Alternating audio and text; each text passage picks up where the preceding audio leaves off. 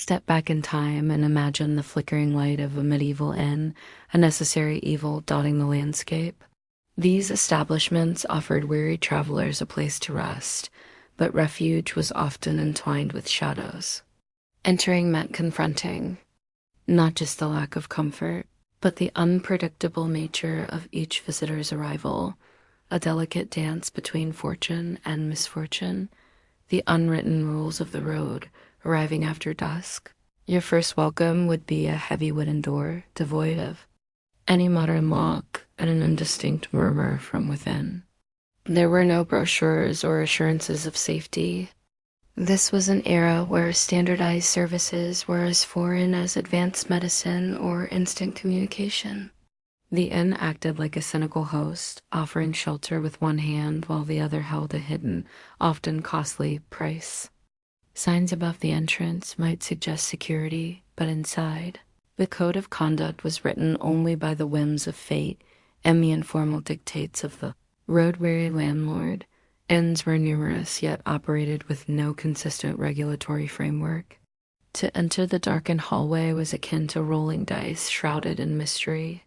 Their propensity for risk was matched only by the lawlessness they harbored, a refuge run amok with peculiar customs, devoid of legal oversight. Licenses were non-existent.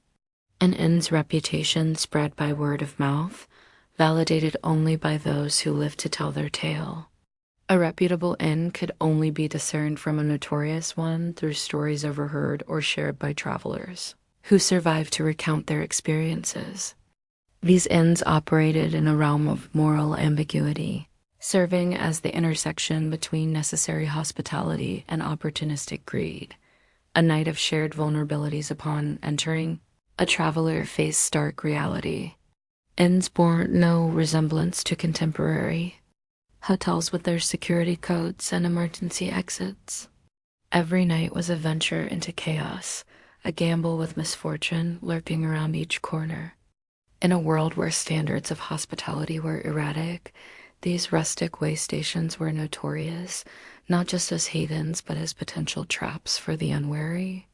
Yet, more than malfeasance, they were mirrors of their time's rough, ready, and primed for the unexpected.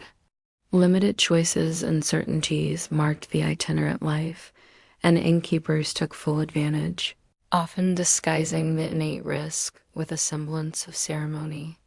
Every patron learned quickly from cautionary tales that the safety bargained for often succumbed to capricious chance. Threading past a threshold, travelers didn't just walk into an inn, but entered a crucible for survival. The absence of licenses and oversight bore witness to the unregulated dance of danger, where luck decided the fate awaiting each guest. In those days, prosperity and peril were shared bedfellows of the road, with inns standing as the place where tales of fortune and loss were scribed into whispered fireside stories. Travelers caught between danger and necessity approached these primitive hostelries with wary steps. Hazards lay in wait, demanding resilience and vigilance from every newcomer, lest they become another tragic anecdote in cautionary tales. The communal quarters, though stone and wood, structured these common inns, pathways, and crumbling roads dictated arrival, crafting an experience that melded hospitality with deception.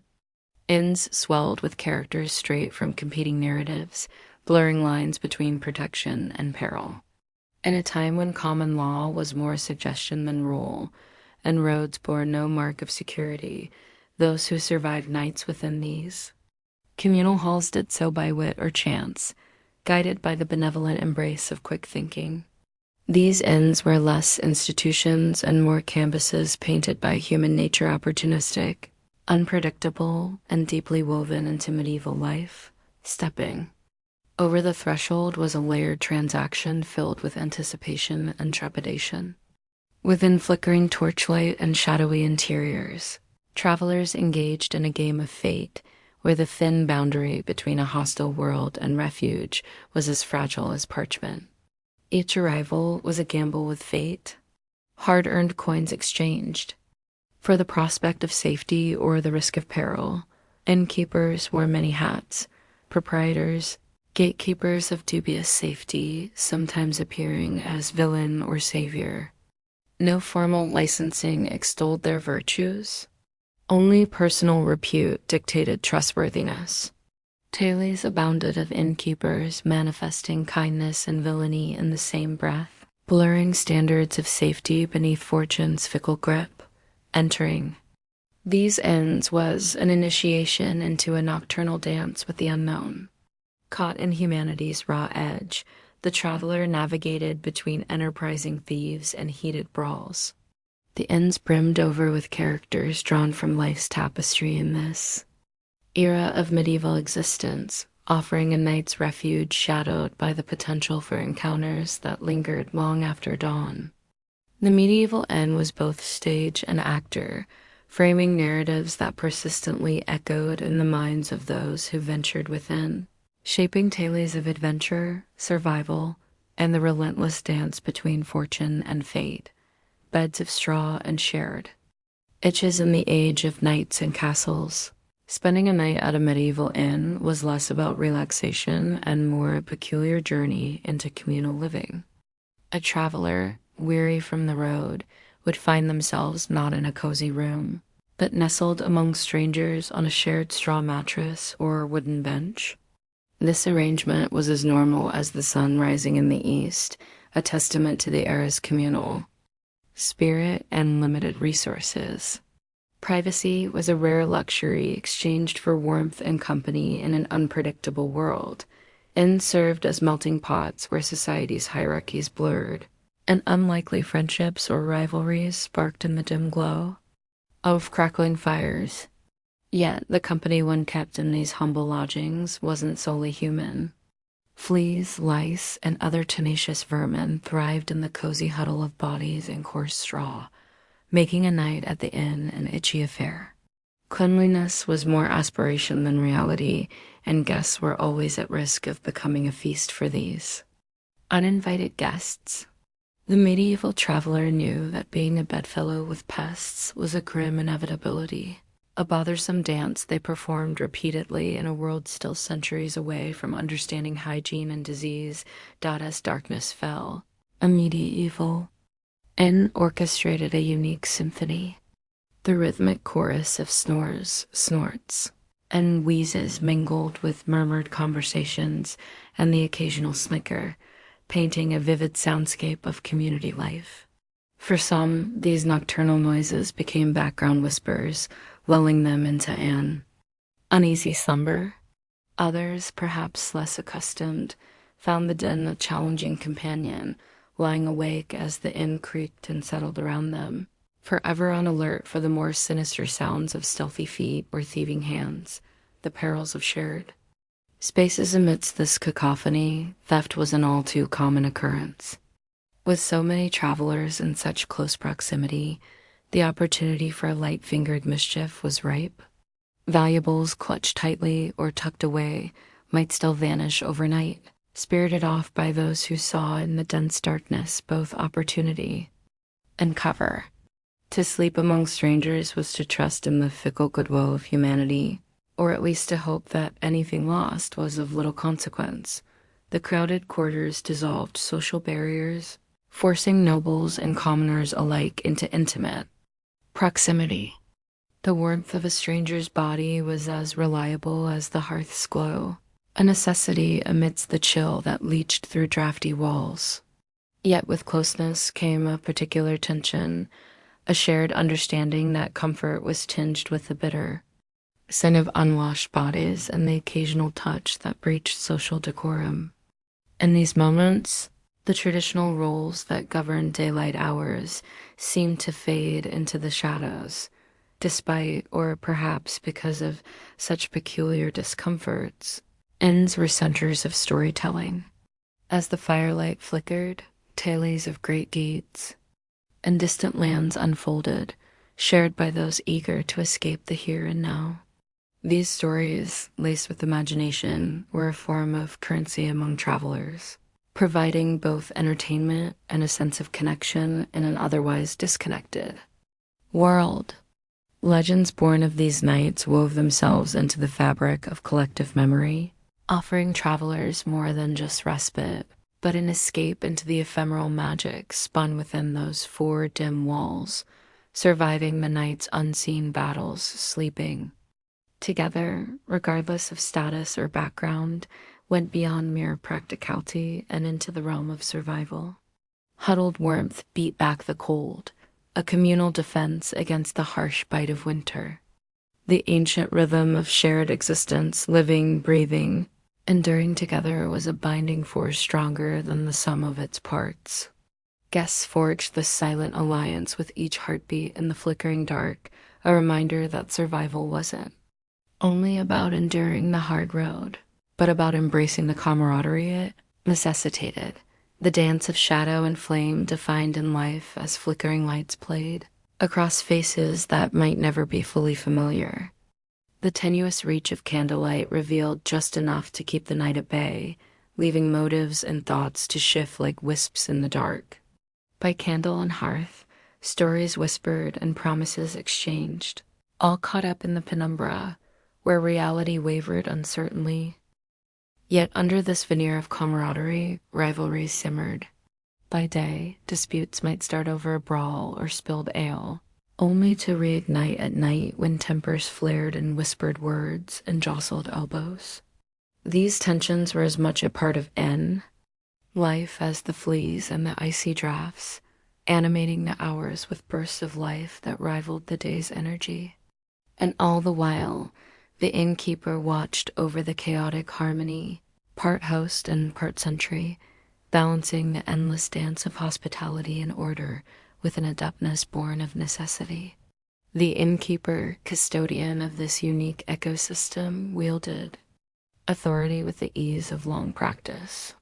They were the bedrock of this transient community, ensuring that what needed saying was said and what needed doing was done, sometimes by necessity, sometimes by the dictate of a watchful eye. Through their care, a delicate balance between chaos and calm was maintained, weaving the desperate lives of wayfarers into an intricate tapestry of survival, stories, and shared humanity. The unseen world of medieval beds. Picture this: after a grueling day of travel over rugged terrain, you finally stumble into a medieval inn, eyeing your bed with longing. But what awaits isn't the plush comfort of our modern mattresses. Instead, you find yourself lying on a sack filled with straw, hay, or cast-off wool. A surface more monster than mattress, it pokes and shifts, an unpredictable landscape beneath your weary frame. Over time, such filling compresses into bumpy hills and valleys, leaving the traveler even more exhausted come morning. Visions of softness, reserved for society's elite who slept on feathers, remained out of reach, leaving most to nightly battles with a primitive bed. However, finding comfort is only a misplaced dream here. The real nightmare begins as you settle, and only to find you're not alone. These beds are teeming microcosms, bustling with life unseen by the naked eye. Lice, fleas, and ticks make their homes amid the straw, an unwelcome symphony of nibbling and itching. These pests might seem tiny and unassuming, but their impact is immense. They thrive unnoticed until their bite delivers an unlucky guest a bout of typhus, or worse yet, the bubonic plague. Within the depressing narrative of communal living, beds become breeding grounds for these silent but deadly threats. Just as the relentless itching begins to settle, you might find yourself pondering tales whispered by a dimming fireplace. The legends of aggressive insects crafted tales where bugs transformed into mythical creatures of the inn. Travelers would speak in hushed tones of inns, where waking up with welts was a nightly rite, and bedbugs were painted as devilish adversaries. Such storied imaginings bespoke a world eager for any explanation, no matter how fantastical, that could make sense of such harsh lodging realities. In these tales, bugs were not mere nuisances, but adversaries spun into folklore, their presence injected with a gruesome charm that both alarmed and fascinated. Shared itch across classes, even the nobility was not immune to this itch of the lice traversed the heads of commoners and kings alike, finding democratic refuge in both straw and feather-filled beds. Amid the rigid class divisions of the medieval world, these pests knew no boundaries, offering a strange sort of equality during such times. Diaries and letters tell of how infestations were accepted nuisances, resignedly dealt with by both prince and peasant. It was a rare instance of unity among such divided social classes, everyone enduring the same irritating fate of incessant itching. For those of better fortune, luxury inns promised a modicum of comfort. Higher status travelers might find rooms with beds dressed in fine fabrics and feather stuffing. Some even sported grand canopies meant to stave off drafts and pests. Yet no amount of wealth could entirely thwart the armies of bedbugs marching beneath embroidered bed covers. Despite opulence, the bite of humility clung to these accommodations. It served as a reminder that in a world defined by social inequalities, comfort was an illusory victory never fully achieved in the ever-bustling inns. Tranquility's desire faced further compromise with the chorus of nighttime sounds. Bugs generated their chorus of soft scratches and quiet rustlings, each movement magnified against the eerie backdrop of a sleeping inn. The human noises, the snoring, groaning, and occasional mumblings of fellow travelers mingled freely with these insect-generated symphonies, composing a lullaby that didn't so much lull as limit sleep. These shared vibrations created a resilience, born from nightly music blending the human and the insect kingdoms, ancient remedies, and enduring tales. The creative spirit of these ancient hosts turned to rustic remedies in a bid to battle these nightly invaders. Wormwood and lavender sprigs hidden in bedding, ashes scattered over mattresses, or vinegar painted onto bed frames offered whimsical attempts at reprieve. Tales spun of religious rites invoking divine help against the pestilence. From blessings to charms designed to repel malign influences within the boundaries of medieval understanding. These responses formed a tapestry of fascinating superstition and hard-won wisdom, an earnest effort to corral a restless fight with nature's tiniest denizens. Stories of bug bites and sleepless nights lived on, woven into folklore and retold around countless firesides. Travelers shared tales of bedding woe that with time became more than just personal complaints. They grew into vivid narratives captured and celebrated for their shared humor, metaphoric weight, and truth-mingled darkness. These tales transcended mere annoyance, serving as enduring anecdotes that communicated vitality, humor, and the strange camaraderie stitching medieval travelers together like seams of a well-used mattress, surviving a medieval inn's living bed, was an act of triumph, measured not just physically, but in spirit. Each night challenged resilience and creativity, pushing the boundaries of adaptability. As travelers lay upon their rough, buzzing domains, they might gaze toward whispered legends and shared stories that animated their journey.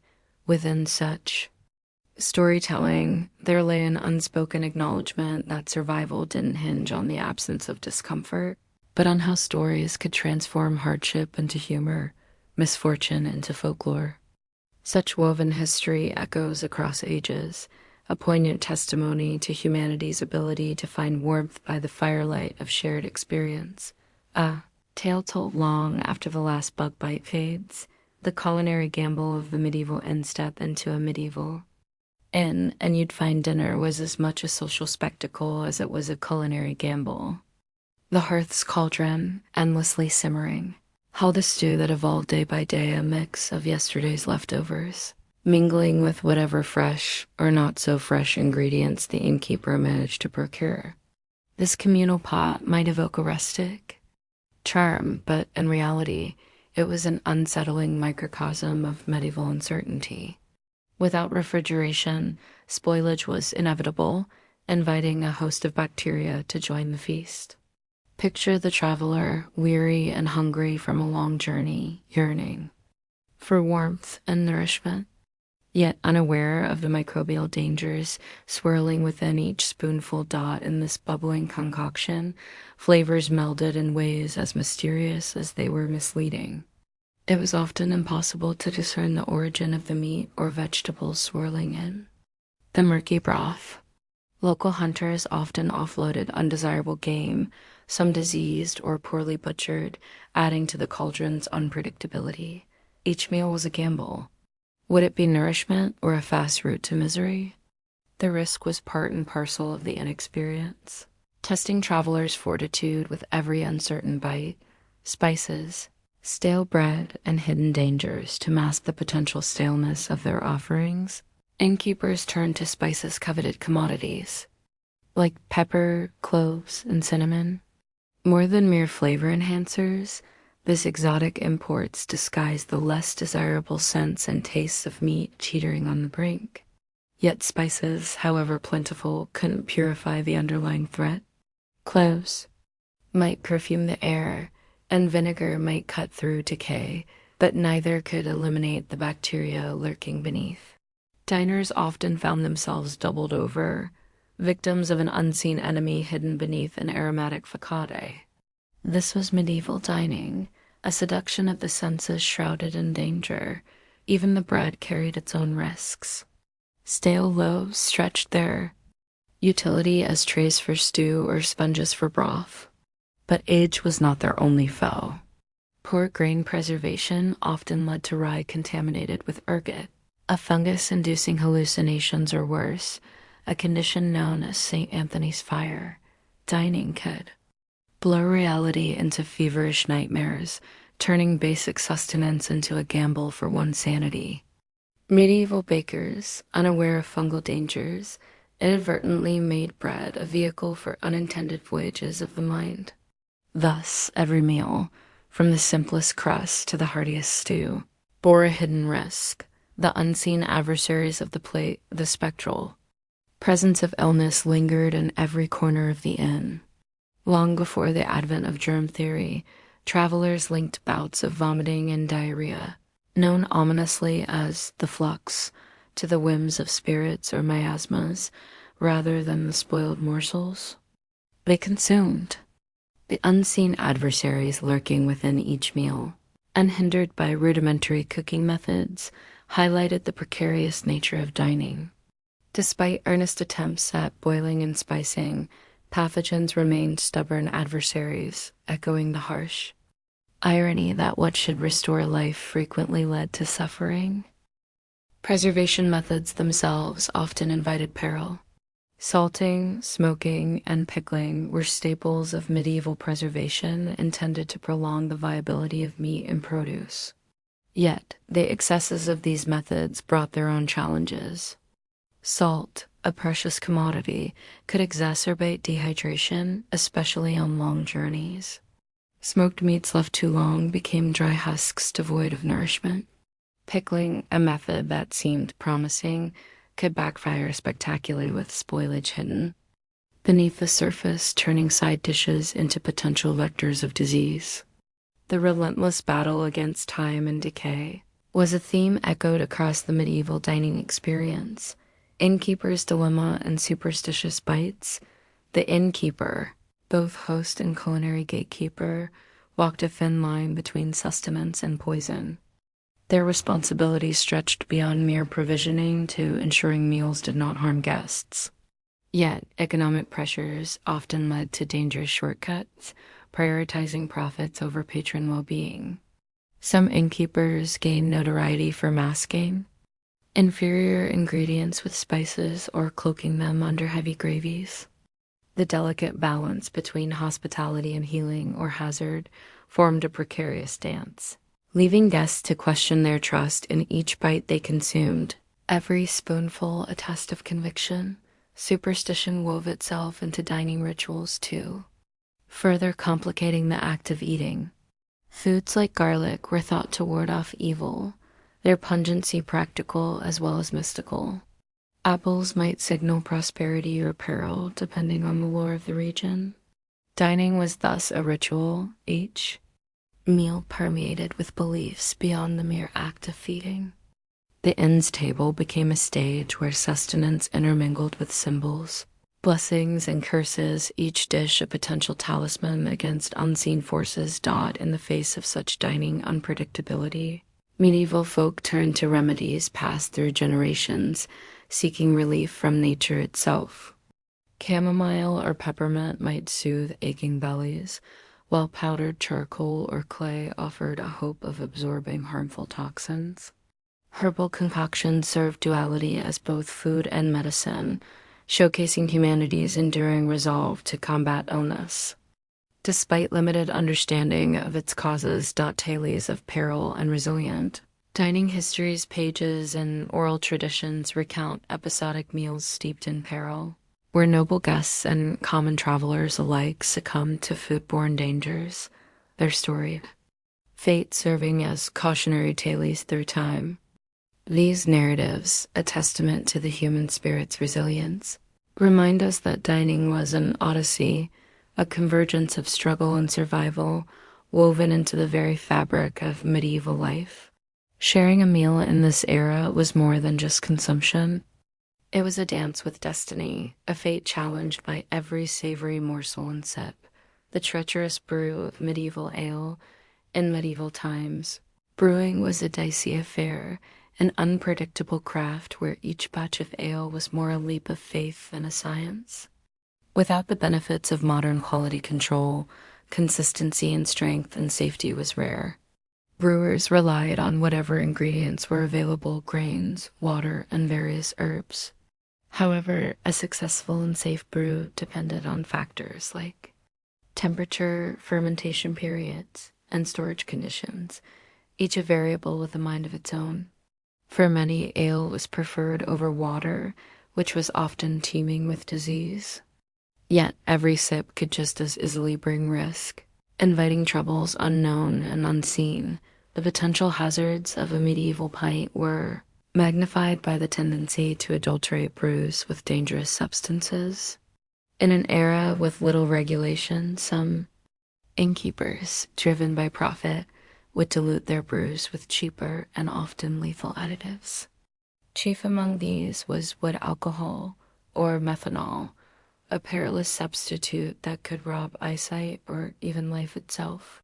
With no surefire way to tell the difference, weary travelers only knew they'd been duped when symptoms became glaringly apparent. Often much too late for comfort, herbal risks and shifting realities, brewers often turned to local herbs to flavor and preserve their concoctions. But these natural additives could sometimes unleash unintended consequences. Even today, we know hops, a key ingredient now common in beer, as a preservative. But medieval brewers experimented with a wide array of botanicals. Groot, a blend that might include yarrow or heather, was popular in the early centuries.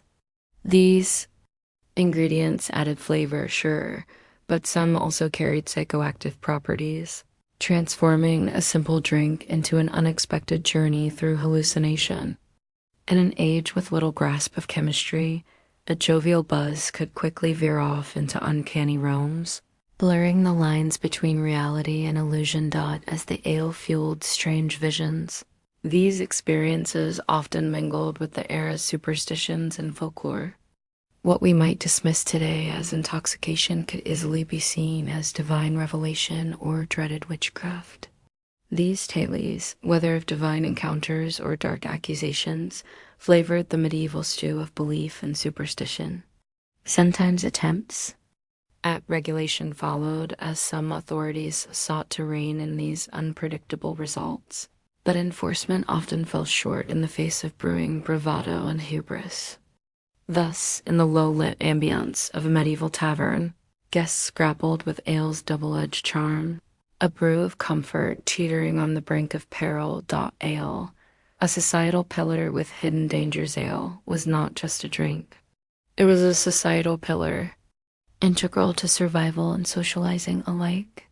Water could be a carrier of death, but the fermentation process made ale a safer bet, offering a hopeful alternative.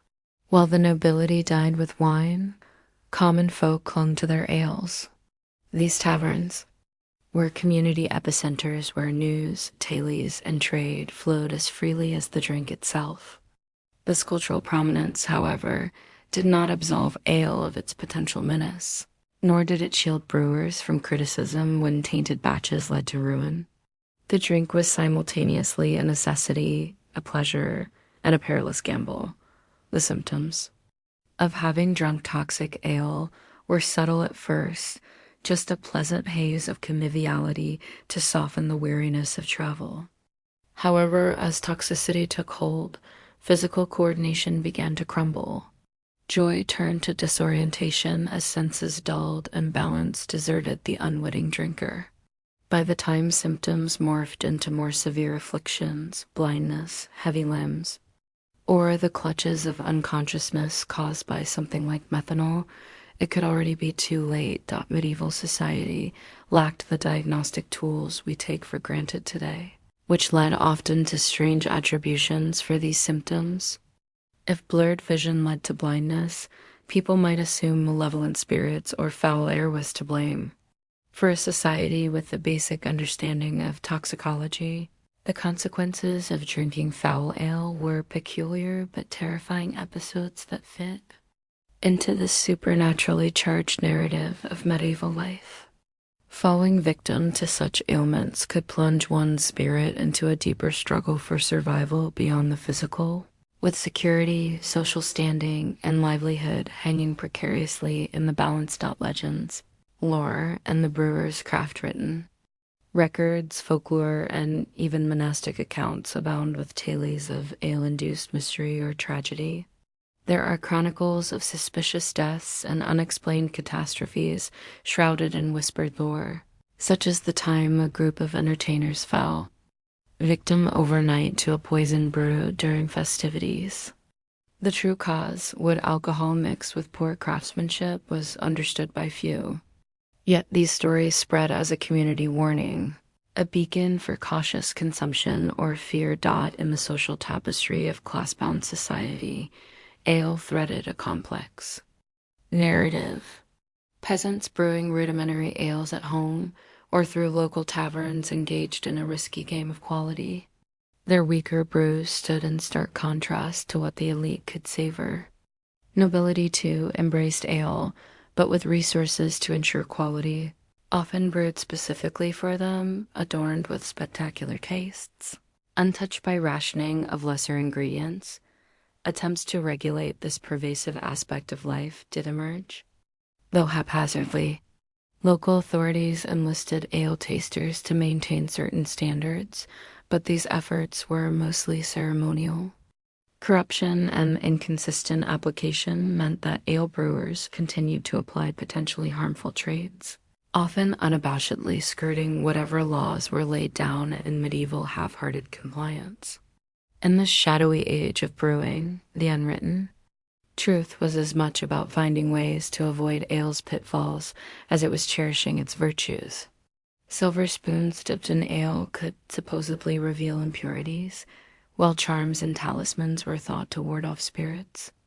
Whether these beliefs held truth mattered less than the solace they provided in a dangerous world. For many, the quest for powerful ale paralleled one's daring dance with danger, a mix of celebration and desperation. The stronger the brew, the more it challenged the drinker's mettle, becoming a twisted sport of bravery.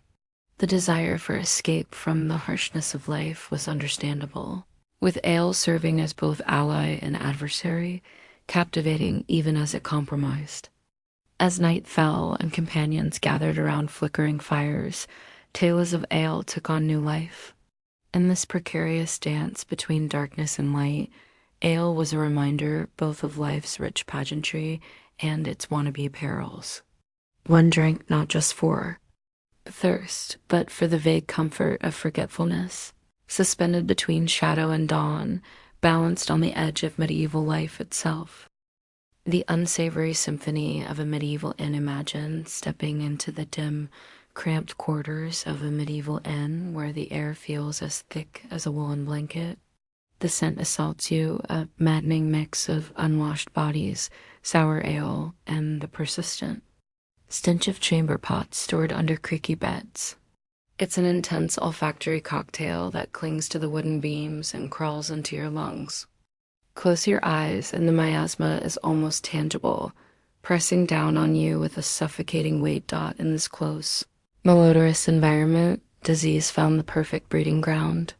Travelers unknowingly shared more than stories with each sneeze and cough. With little grasp of hygiene concepts or how diseases spread, innkeepers remained blissfully ignorant of their establishment's role as cauldrons of contagion.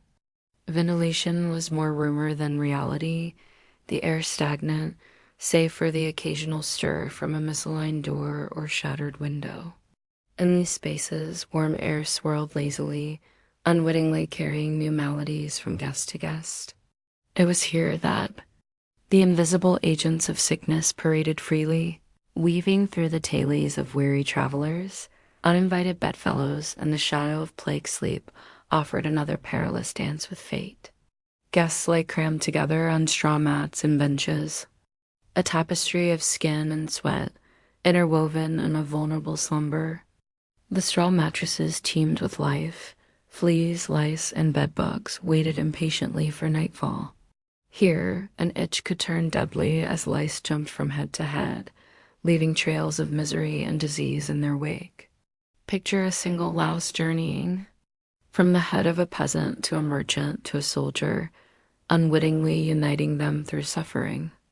A shared bed meant shared bacteria, and personal space was a forgotten luxury. Meanwhile, fleas remained busy ambassadors of affliction. Amidst whispers of the Black Death, anxiety was a constant companion. Bubonic plague flourished in such dens, and dirty quarters where humans lived in reluctant harmony with rats, turning inns into ticking time bombs.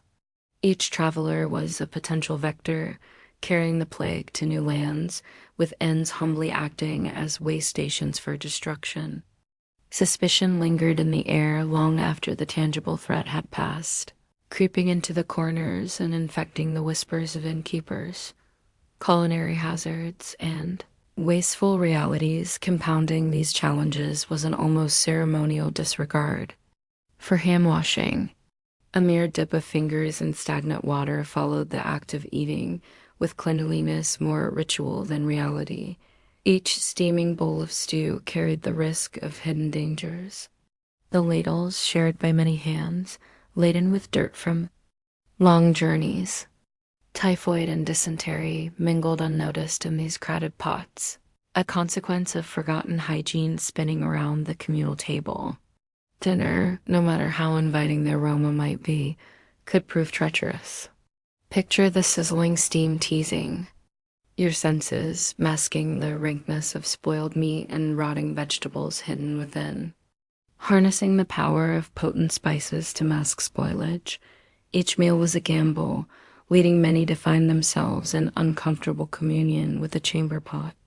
Alas, the flavors that danced on the tongue could not hide the treachery beneath. Tales spun from disjointed rules rather than reprehensible oversight. Over time, the waste of inaction mounted. Chamber pots weren't emptied with any urgency. Supper scraps were left to rot, inviting overwintering guests of vermin kind. Rats found a paradise among the shadows. Their numbers soared, free to claim dominion over floors and tables. Wandering toes were a feast too tempting to resist.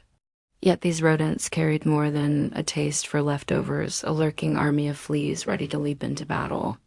The filth and neglected inns laid fertile ground for such denizens of the dark. Ailing travelers and quack cures guests played dice with their well-being, mingling with the ill.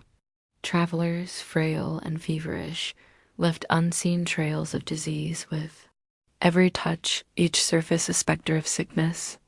Medieval minds, unfamiliar with germ theory, saw guests come and go without understanding the ghostly hand leading them out.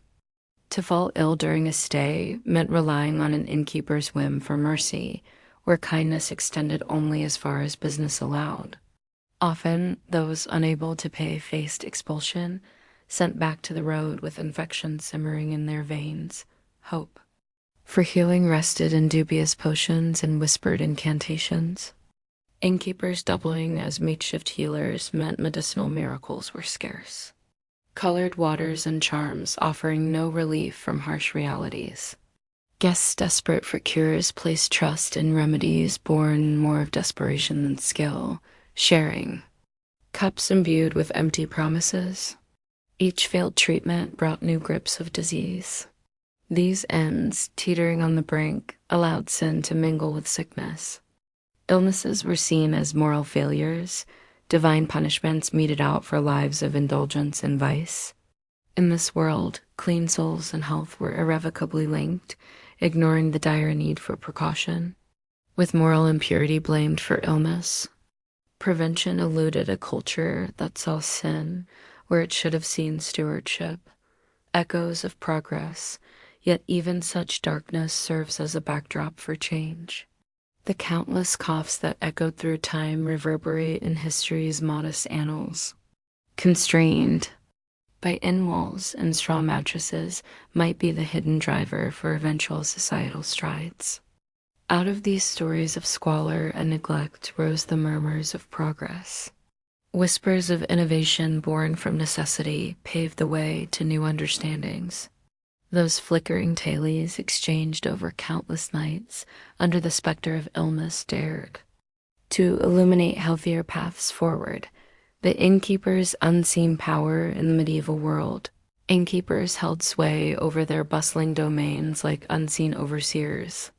They weren't just providing beds and meals. They directed everything from supplies to security with the dexterity of puppeteers. Within their wooden walls, their word was law, and travelers quickly learned that one could not distinguish a friend's smile from a predator's grin. With no standardized regulations to bind them, innkeepers commanded an authority that could transform a guest's stay into either a pleasant memory or a harrowing ordeal at their slightest whim. Travelers found themselves walking the fine line between guest and prey. The innkeeper, initially a figure of genial hospitality, could shift demeanor, subtly evaluating a guest's worth if the gleam of wealth was perceived. The game was one of ambiguous benevolence where polite facades masked a calculating gaze, assessing whether this stranger had possessions worth appropriating. A stay could pivot unpredictably, dictated by the unspoken games of power innkeepers. Mastered, making survival dependent not just on vigilance, but on the skill of interpreting unspoken intentions. This duality of their roles often left travelers questioning the intentions of their hosts. Were these innkeepers allies or potential adversaries? The answer lay in the fluid shadows between a warm welcome and the cold calculations beneath, of deception and subtle theft behind affable gestures and engaging tailies. They spun an intricate web of alliances, debts, and sometimes criminal ties. Guests, whether aware or oblivious, were evaluated for vulnerabilities. Anything from visible wealth to whispered secrets became currency in this world. Savvy travelers quickly learned the art of concealment, keeping their affluence and intentions discreet among the watchful. Innkeepers frequently partnered with local thieves, forming networks where legality blended seamlessly with criminal enterprises. This dance of mutual benefit meant thieves provided protection and insider knowledge, while innkeepers offered gossip about unguarded riches. Such coordinated larceny transformed inns into traps laid under the guise of refuge, where even the sharpest guest could find themselves. Ensnared by a simple misstep or carelessly offered tale over ale, subtle theft was an art wrapped in the cordial routines of inn life. When morning dawned, a missing coin pouch or a valuable tool might be dismissed as carelessness, with guests opting for silence over confrontation in a foreign land. If accusations did arise, innkeepers could feign ignorance with practiced ease, bolstered by the community's standing and trust. Overcharging was another refined technique. Unfamiliarity with local standards allowed innkeepers to inflate prices or invent charges. cloaked as local obligations, night watch fees, perhaps, or erroneous cleaning costs that guess, unfamiliar and wary of controversy, reluctantly accepted. Innkeeper as information broker beyond theft. The innkeeper's power lay in their access to information, a valuable commodity in an age where news traveled slower than horse or foot. Inns were hotbeds of rumor, where a careless word could be overheard and sold to the highest bidder. The walls, though crude, had ears, and travelers' tailies often turned into currency, exchanged discreetly in shadow. This made even the simplest conversation a potential minefield where information was harvested by innkeepers as naturally as they served ale. The delicate economy of favors began the moment a guest handed over their first coin. Innkeepers excelled in manipulating seemingly minor acts into long-term leverage. Promising safer lodging or offering to safeguard valuables were gestures that subtly wove guests into webs of obligation. Political dynamics within towns added layers as innkeepers, navigated loyalties and hostilities undisclosed to the untrained traveler. Each transaction a dance demanding an acute awareness of unspoken allegiances that could ensnare the unwary in local plots far beyond their comprehension. Missteps could ignite a tinderbox of hidden dangers, a thoughtless boast. Visible jewelry or an ill-tempered exchange could redefine the night's course drastically. Disappearing possessions were warnings, not just minor inconveniences, and confronting staff only magnified risks. Human cunning under pressure was a survival trait. Favoring those who understood the game was not about outmuscling, but outthinking. By morning, what remained lost gold or dignity served as a harsh tutor in the challenging dynamics of medieval hospitality, collusion, and unyielding spirit. The staff often colluded in these deceptions, operating within networks of protection, and shared benefits that roped the entire community into complicity. This reality, where personal gain trumped ethics, cultivated an environment where the traveler's word held little weight in disputes. A guest's caution, their only recourse against the innkeeper's intricate maneuvers, the semblance of justice. Skewed by alliances, reducing any outsider's complaint to dust against the power entrenched in societal norms and local loyalties. Yet for all the caution and losses, tales born from these fraught interactions were recounted in wiser company, transforming defeats into stories that bridged connections over future fires. Such narratives, spun with humor or solemnity, underscored humanity's unyielding spirit, weaving past struggles into threads of shared human resilience. As night ebbed into day, former travelers would recount these odysseys to new listeners, perpetuating a timeless cycle where survival hinged not just on deference, but on the age-old dance between cunning and camaraderie. The inn as a crossroads of humanity in medieval times. Inns were crossroads where paths of the wandering and the wandering-minded intersected beneath the dim glow of flickering candles. Far removed from today's ordered hospitality, these establishments housed a bubbling mass of humanity, a cauldron where strangers with tales of grandeur or grievance rubbed shoulders. They were havens for knights weary from battles, bards with alluring tales, merchants laden with goods, and shadowed figures less noble, such as fugitives or mercenaries eyeing opportunities to profit or escape. Once inside, the air was thick with smoke and weary tension. Each patron a storyteller of unknown truths, carrying whispers of lands left behind. Here, alliances formed as quickly as they dissolved, often with no more permanence than the drink-induced camaraderie. The scent of ale mingled with sweat as men and women found momentary reprieve from solitude, unburdening tales amid strangers who might well mask threats or allies under cloaks of anonymity.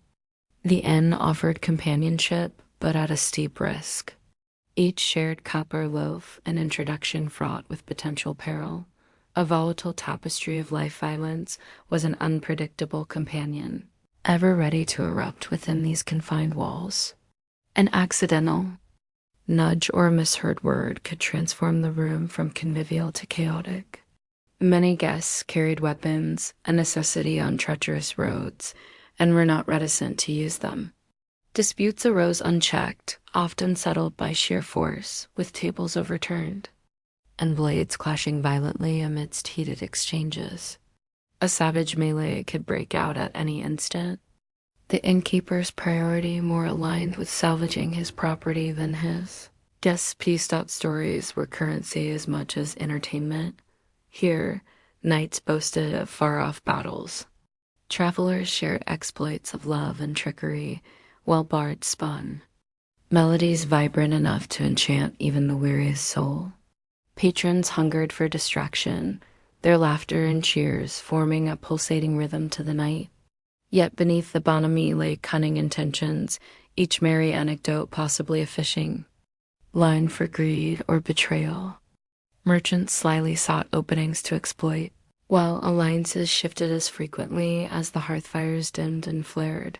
Alcohol was the common equalizer, the frothy balm bridging noble and serf, yet also an ill-tempered spirit encouraging confrontation. Liquor's treacherous touch inflamed tempers, dissolving pretenses of civility. Laughter sharpened into barbs, and insults swiftly escalated into skirmishes with ample bloodshed. Occasional drunken gestures danced the razor-thin line between humor and hostility, neither immune to the night's swift, acrimonious turn. Cultural rifts simmered too beneath a fragile facade of tolerance. Travelers from disparate lands met here, their dialects clashing or harmonizing in unexpected ways. Misunderstandings over language could spark instant camaraderie or swift enmity. The composition of such gatherings was a volatile blend of potential, where the promise of unity was often outweighed by the specter of division hovering ever near. Intrigue, survival, and enduring tales and keepers were guardians of this raucous whirlwind. Part hosts, part arbiters, adept in their machinations to sustain equilibrium. Their role demanded both shrewdness and strategy, sustaining a delicate balance between keeping peace and profiting from the chaos. These elusive figures could settle disputes with an authority born more of necessity than choice, shaping local narratives while ensuring their survival amidst volatile patrons. On occasion, the inn morphed into a theater for love's secret rendezvous, where trysts unfolded amid the creaks of weathered timber and unsleeping embers. Lovers separated by duty or class grasped furtively at the chance to escape their world's rigid hierarchy. Yet the peril of discovery was never far, with jealous lovers or cuckolded spouses lurking in shadows, ready to spill acrimony into the public square. The inn offered a stage of intrigue where ordinary travelers often found themselves. Proxies.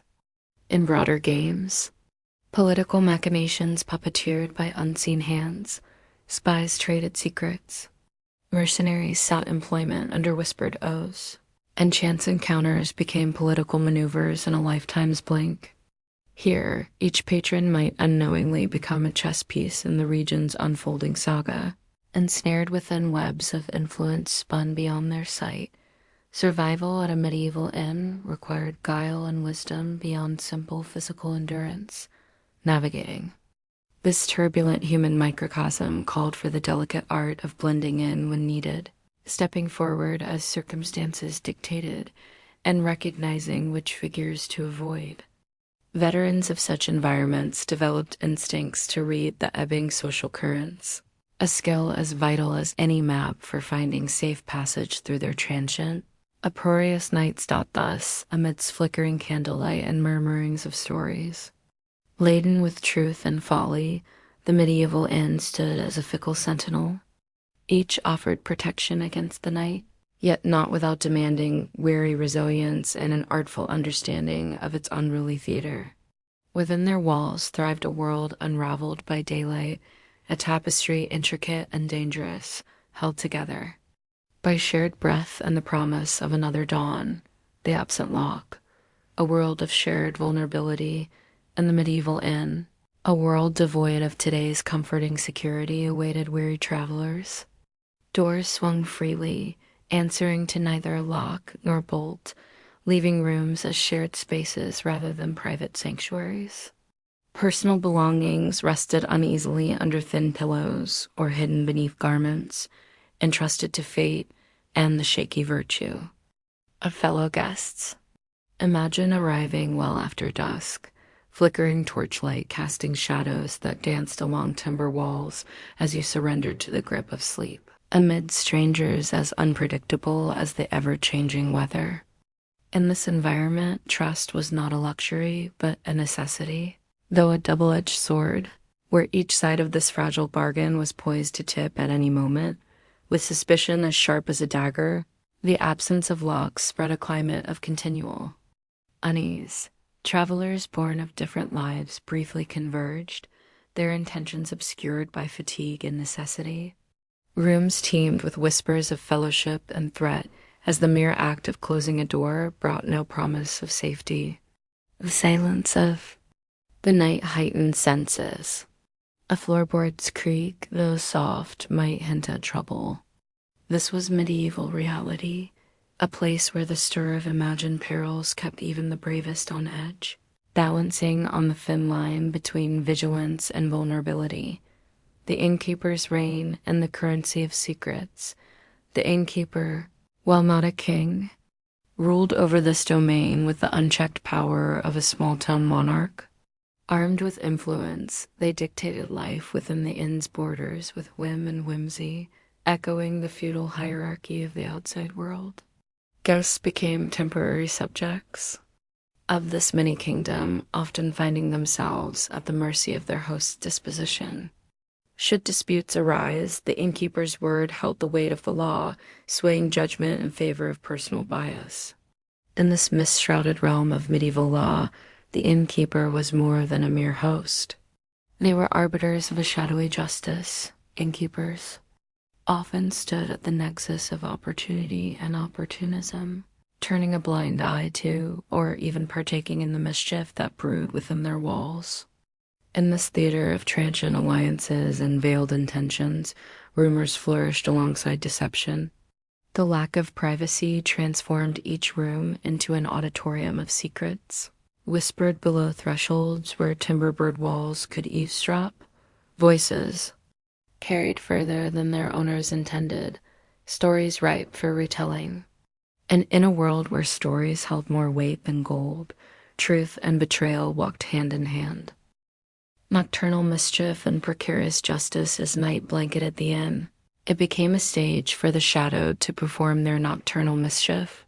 Those wandering the halls moved silently between rooms, unencumbered by barriers, some seeking trouble, others merely mischief under the moon's watch. A loose floorboard underfoot, a cloak rustling past, each sound potential testimony to a visitor with mysterious intent. While daylight offered some respite from the latent chaos, trust at night was a rare treasure exchanged often and with hesitation. Guests gathered stories with the eagerness of treasure hunters, sharing information valued as currency. Even an innkeeper might leverage the secrets gleaned from a misplaced whisper, shaping destinies over a pint of ale. In this world of tangible insecurity, not only possessions but reputations hung in the balance, made and unmade with curious ease. The medieval inn was much more than a haven for the body. It was a crucible where the very spirit of trust was tested and tried. This realm of whispered secrets existed simultaneously as a world without accountability where justice wore a guise, as mutable and nebulous as the fog itself. Here, rules bent to the whims of those who enforced them. Allegations of theft found easy targets in the faces of inscrutable strangers, while any notion of fair trial vanished into the ether. In such a place, consequences didn't follow actions in orderly fashion.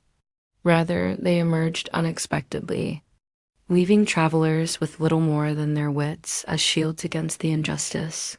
They couldn't prove or evade dot tensions, makeshift weapons, And shared survival, the lack of structure, often stoked an undercurrent of tension that simmered and sometimes erupted into violence. Arguments might ignite from the smallest spark, escalating swiftly among a cast of characters unprotected by regulation. In this combustible atmosphere, alliances were valued as much for strategy as for companionship. The simplest act dropped. Mug, a spilled drink, could spark hostilities that lingered long after the echoes of fists had faded. Patrons learned swiftly to navigate this volatile terrain, discerning urgency from bravado, turning innocuous objects into tools or weapons in a landscape where might often triumphed over right. Amid shadows and uncertainty, guests found themselves arming for the unseen. Everyday items turned to implements of defense, a chair leg, a walking stick, even a candlestick's humble heft. Prepared by necessity's hand for confrontation, travelers learned resourcefulness and survival in equal measure, mastering the art of appearing innocuous while maintaining a vigilant edge. Through these shared trials, a peculiar camaraderie emerged, not from friendship, but necessity, a silent accord among wayfarers sharing the night's dangers. While tensions ebbed and flowed, the shared experience of enduring the night birthed fragile understanding. Morning brought an uneasy peace as sunrise cut the threads that bound these desperate souls, inviting cherished departure. Once travelers at this crossroads of isolation, they now carried with them the mutual recognition of survival in a world where trust was both a gift and a gamble. The morning reckoning an enduring legacy as the first rays of dawn crept through. The inn's weathered shutters, weary travelers began to stir, their groans narrating the toll of a night spent in discomfort and unease. The benches, barely wide enough for one, had cradled whole collections of strangers, each bound by a shared agony of sleeplessness, flea bites, and the lingering chill that seeped into their very bones. A night at a medieval inn, with all its rawness and trials, was a bond stronger than blood in a world where survival was rarely solitary. It was this shared hardship that bought them respite, if only for a brief moment, from the endless demands of the day that lay waiting outside the creaking in door. Yet, as camaraderie faded with the morning light, a stark inventory of belongings often revealed more absences than presences. Hands groping through bags and pouches came away empty more often than not, the missing items claimed by sticky fingers that had drifted in the night or by the owner's own sleep-befuddled exchanges. As items curiously reappeared or disappeared, tales of nighttime bartering for oblivion proliferated, leading to puzzled expressions as each traveler attempted to piece together the broken memories of the prior night. This unabashedly chaotic reality was just another enigma etched proudly among the shadows of the inn, lending the establishment an aura of treacherous wonder. The innkeeper's bill, a sinister reminder emerging from these musings, guests faced the ever-present figure of the innkeeper, whose calculating gaze and unfaltering stance promised a reckoning unlike any other. Here, the price of boarding was no simple tally. It was an assessment, an unspoken contract of survival levied with every nod and purse string loosened. With each protest or reluctant gesture, the expense only climbed, the innkeeper wielding charges like a seasoned gambler, adding fees for straw beds and invisible accidents with practiced indifference. The morning's bill was less a reflection of services rendered and more a sinister reminder of the night endured. Negotiation, when attempted, became a verbal skirmish where words were as much a currency as the coins reluctantly surrendered, expressing dissatisfaction was a perilous pursuit, for the innkeeper's sway extended far beyond the crumbling walls of the establishment. To challenge the charges meant inviting unspecified threats, whispers of mysterious ailments or mishaps on the road, awaiting the boldly disobedient. It was a delicate dance of power and perception, a chess match played with lives rather than pawns, where minds honed to navigate the Byzantine nuances of medieval custom and cruelty thrived. Accusations, alliances, and departure with transactions.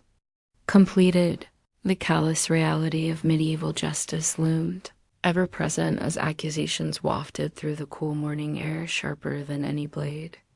The inn's communal setting made strangers of friends and friends of strangers, all equally susceptible to cursed objects of dubious ownership. The shouting match that ensued knew no reason, often swaying with the momentum of the boldest accusation, wielded like a club rather than a precise lance. Here was where the innkeepers' real power lay, enforcing and extracting beyond their penchant for hospitality, blurring lines between guardian and ruler in this microcosm of medieval society dot to combat such fragility. Some would seek protection, beyond the mere act of leaving assets behind or greasing palms with silver. A nod, a wink, or a minor patronage might secure whispered advice or a steel-eyed escort to the edge of town. These alliances, built upon necessity rather than faith, thrived within the inn's shadowed halls, their currency intangible yet potent, a safety net woven through a web of mutual need and temporary allegiance, destined to dissolve as the road claimed its travelers once more, once allegiances were drawn and trails retraced once more. Leaving the inn required strategy, a deft touch to avoid the watchful eyes of those with longer memories than ears. Quietly, with only the lightest of footsteps, they slipped away into the dawn, eager to escape the vice-like grip of the inn's singular existence. Silence was the cloak of freedom, ensuring an invisible retreat from an enclave of intrigue, an enduring tale spun by firelight. With each step, guests occasionally dared to glance back, feeling the inn's intangible grasp lift slowly as new roads opened before them. It was not merely a departure from a night's dwelling, but an exodus from accumulated adventures that extended beyond their own recollections. Thus, the inn faded, its stories and phantoms kept alive in memories and tales, guiding each traveler into the dim unknown, filled with both fear and promise.